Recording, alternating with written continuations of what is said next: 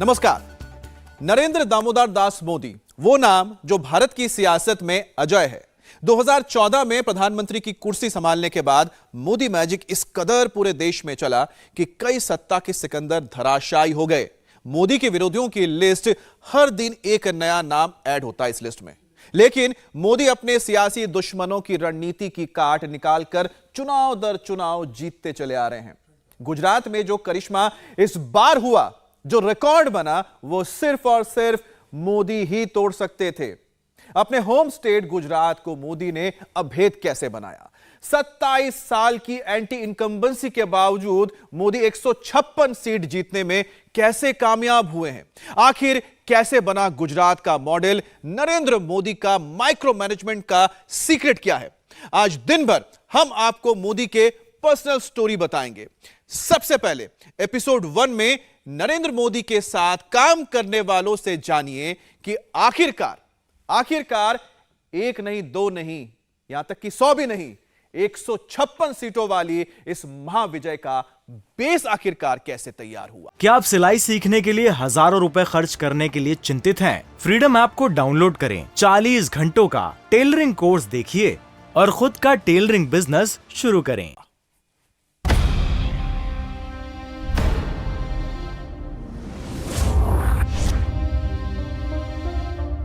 प्रधानमंत्री नरेंद्र मोदी के political ecosystem में एक शब्द है आत्मनिर्भर, जो कि बहुत महत्वपूर्ण है। आमतौर पर इस शब्द का इस्तेमाल इकोनॉमी के लिए किया जाता है, लेकिन प्रधानमंत्री नरेंद्र मोदी की पॉलिटिकल फिलॉसफी में इस आत्मनिर्भर शब्द से उनकी पॉलिटिकल इकोनॉमी और इलेक्टोरल पॉलिटिक्स को भी बखूबी समझा जा सकता है। प्रधानमंत्री नरेंद्र मोदी वोटर, सपोर्टर और एजेंडे के मुद्दे पर आत्मनिर्भर हैं। वो विरोधियों की जमीन पर नहीं लड़ते, बल्कि अपनी जमीन खुद तैयार करते हैं और विरोधियों को वहां तक खींच कर लाते हैं। इसके लिए बाकायदा इतिहास, भूगोल, इकोनॉमी और कल्चर का करिश्माई इस्तेमाल करते हैं।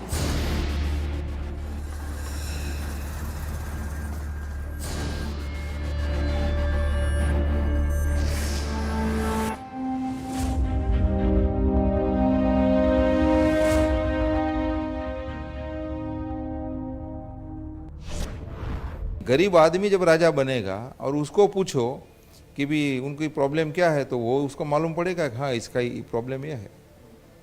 इसी हिसाब से मोदी जी मतलब दूसरे को भाव को समझ सकते हैं, जान सकते हैं। यहाँ तक कि कभी कभी हर महीने उनके पुराने कार्यकर्ताओं को डायरेक्ट कॉल करके बात करते हैं।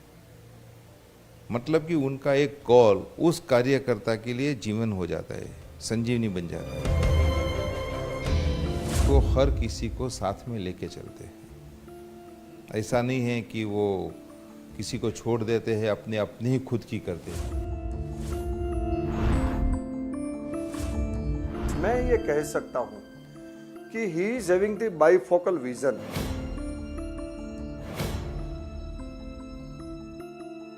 राष्ट्र नीति जो उनकी है वो इंक्लूसिवनेस ज्यादा है, सर्वसमावेशक व्यवस्था। Inclusiveness political theory of Modi, सबका साथ सबका विकास।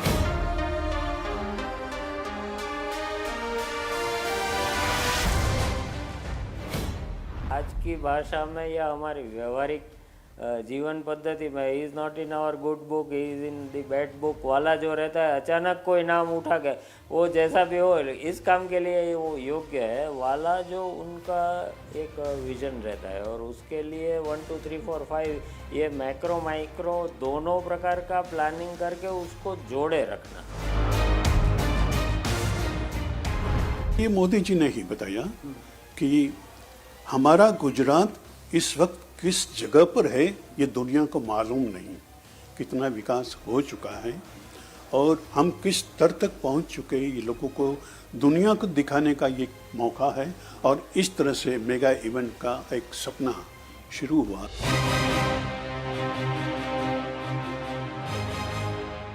बड़े बड़े नाटक करने वालों को एक छोटी छोटी घटनाएं दी गई हैं और इन छोटी घटनाओं को 5-6 मिनट में गीत, नृत्य, संवाद के साथ एक कहानी बनाकर लोगों के सामने रखना है। उसमें सौराष्ट्र में से जो भी घटनाएं होती थी उसके लिए हमारा चयन किया जाता था। जैसे कि द्वारका के पास ओखा, तो ओखा मंडल कहा जाता है, वहाँ पर मोड़ू माणिक नामक वाघेर थे।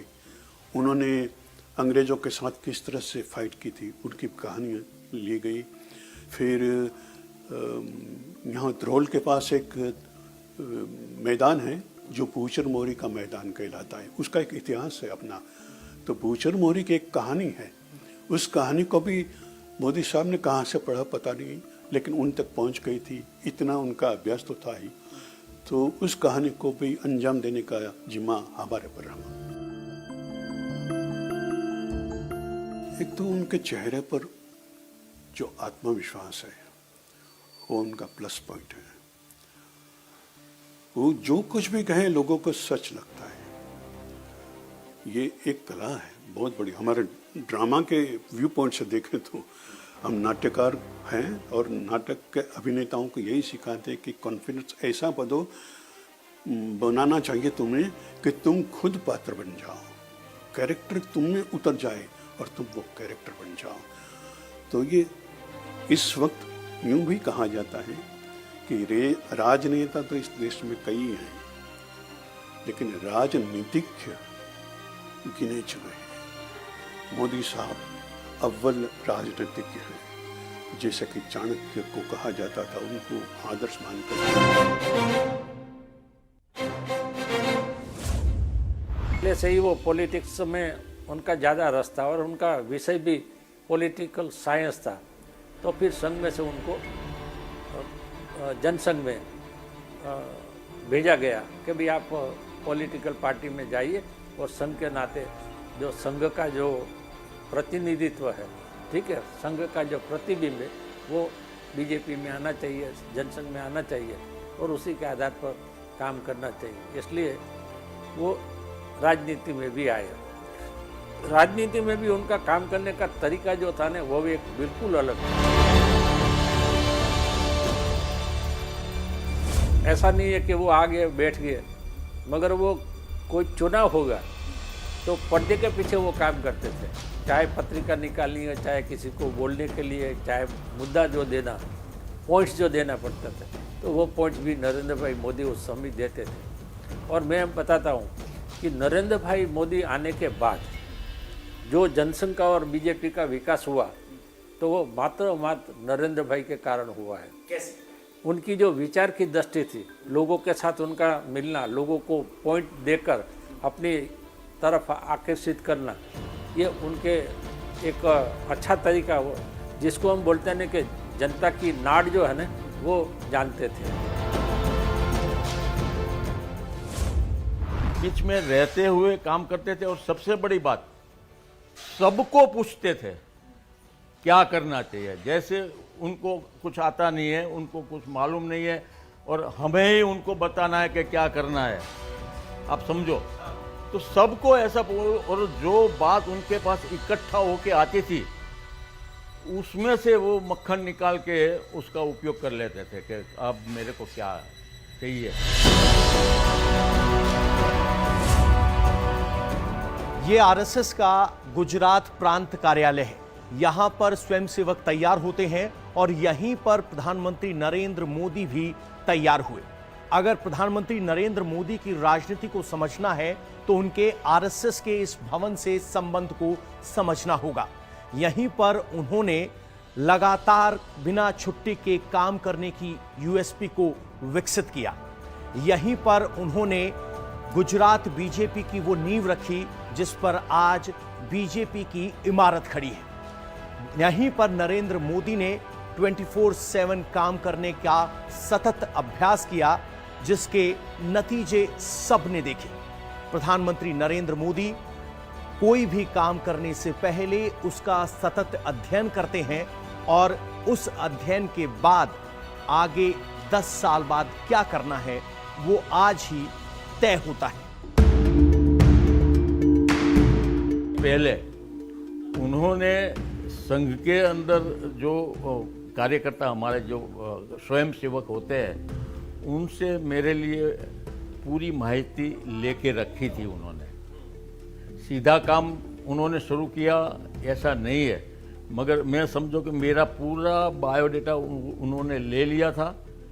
मेरे लिए पूरा का पूरा उनके साथ अनजान रिलेशन था, मैं उनको थोड़ा भी नहीं जानता था, मगर पूरा जानते थे।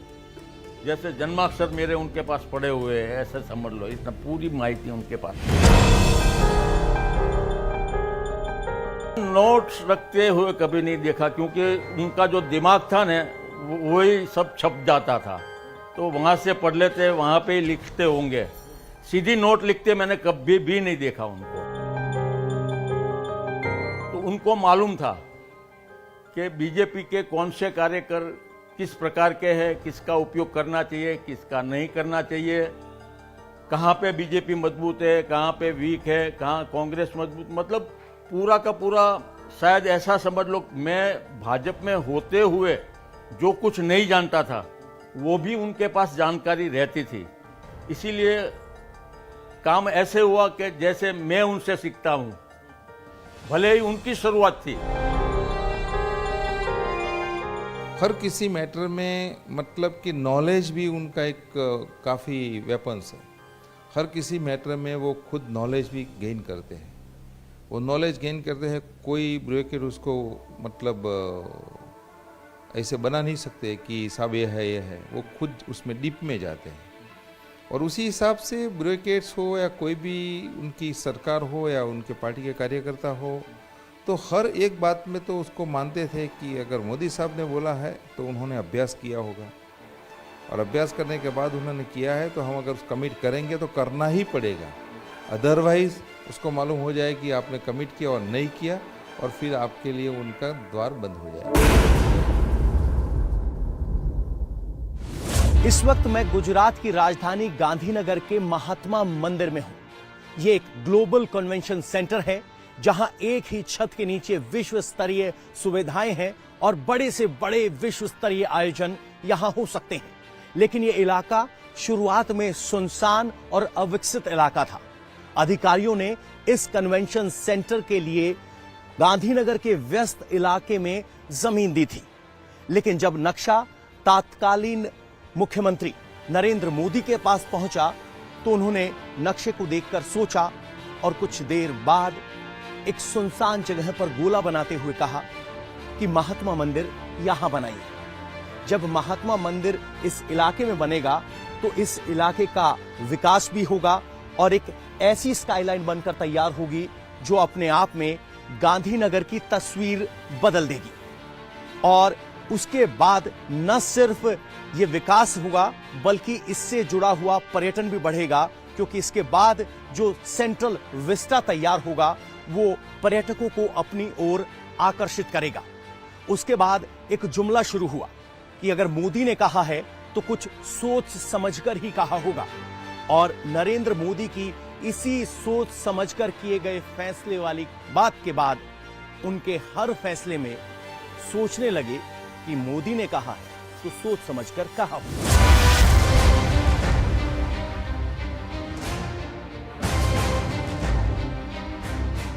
ऐसा जो अंदर का इंसान है ना, वो जो भी कुछ करेगा देश के लिए, देश के लोगों के लिए, सबका साथ सबका विकास, वो कहने की बात नहीं है। सच में उनके अंदर सबका विकास करने का पड़ा है।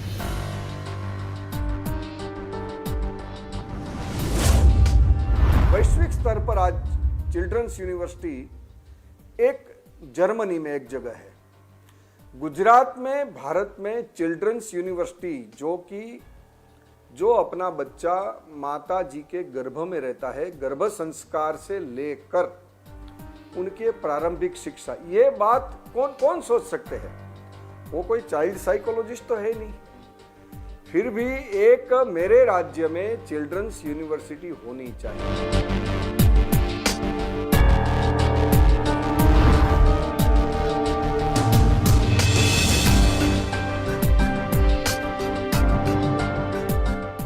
चिल्ड्रंस यूनिवर्सिटी होनी चाहिए और उसके बाद अच्छे प्रशिक्षक शिक्षक तैयार करने के लिए Indian institute of teacher education होना चाहिए। गुजरात में काठियावाड़ी अश्व जो है वो काफी सौराष्ट्र के लोकप्रिय है। वैश्विक स्तर पर भी कहा जाता है कि चेतक महाराणा प्रताप की जो मूल नस्ल थी वो काठियावाड़ी थी। उसकी ये एक बात थी, उनका सुझाव था कि कमलेश भाई आप सौराष्ट्र विश्वविद्यालय के कुलपति हो, आपके कार्यकाल में काठियावाड़ी अश्व के तत्वावधान में कुछ प्रकल्प, संशोधनात्मक प्रकल्प शुरू होने चाहिए। शुरू किया, गुजरात सरकार ने हर संभव मदद की, बहुत अच्छा प्रोजेक्ट चला, देश भर से लोग आए। उनकी कल्पना थी कि भाई विदेश से भी लोग आएंगे, आए लोग अभ्यास करने के। गुजरात का मुख्यमंत्री का कार्यकाल खत्म हुआ, आप वो गए, प्रधानमंत्री बने। प्रधानमंत्री बनने के बाद थोड़े महीने के बाद उन्हें अपने अमृत भाई पटेल साहब का फोन आया कि भाई सर चिंता कर रहे हैं कि वो अपना काठियावाड़ी अश्व का प्रकल्प सौराष्ट्र विश्वविद्यालय को दिया था, उनकी आजकल क्या स्थिति है। आप सुनिए कितनी उनकी चिंता, एक कोने में विश्वविद्यालय की दृष्टि से कोई प्रकल्प। जर्मनी में 1993 में, तो 93 में उस यात्रा के पूर्व उनका अमेरिका से फ़ोन आया। तब उन्होंने कहा कि भाई एक ऐसी यूनिवर्सिटी जहाँ इंटरेक्शन हो सके। अब वो इंटरेक्शन करने के लिए वहाँ के जो फैकल्टी मेंबर्स है, हेड ऑफ द डिपार्टमेंट है, डीन थे, और एक 27-28 छात्र जो संशोधन का काम कर रहे थे, उनके साथ वो इंटरेक्शन तय किया था वे बैक इन 93 कि जब वो गुजरात में महामंत्री भारतीय जनता पार्टी थे, माने future chief minister, future prime minister वाली कल्पना कैडर्स को भी नहीं थी, आम जनता को तो एक धीरे धीरे परिचय में आने वाला एक नेता के नाम में उनकी प्रसिद्धि थी। तो उस समय का वो इंटरेक्शन, वो जो प्रश्न तैयार करके कागज़ में लिखकर उनसे क्या जानकारी प्राप्त करना और भारत की क्या विशेषता है, जो वो संशोधन के रूप में लेकर उसको एक ग्लोबल डायमेंशन देने वाली जो बातें रहती थी, वो सब नोट डाउन करके गए थे। नोट डाउन करवा क्या है, ये उनकी विशेषता और उस प्रकार का उनका विजन।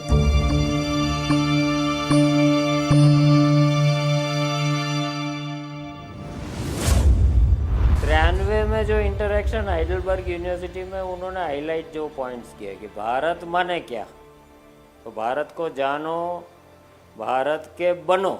क्या आप सिलाई सीखने के लिए हजारों रुपए खर्च करने के लिए चिंतित हैं? फ्रीडम ऐप को डाउनलोड करें, 40 घंटों का टेलरिंग कोर्स देखिए और खुद का टेलरिंग बिजनेस शुरू करें। दो staying in Germany, Switzerland, Austria, जो भी कंट्री हो, लेकिन भारत का बनना माने क्या, माने लाइफस्टाइल, उसमें योग, उसमें आयुर्वेद आदि बातें जो उन्होंने उस समय स्ट्रेस की थी। 2018 में उन्होंने पूछा कि भाई जामनगर यूनिवर्सिटी का कैंपस है, उसमें उसको एक इंस्टीट्यूट ऑफ नेशनल इम्पोर्टेंस बनाने जा रहे हैं, मालूम है ना, तो उसके लिए जो करना हो करो, आगे का जो विश्व को देने का स्थान है वो जामनगर बनना चाहिए।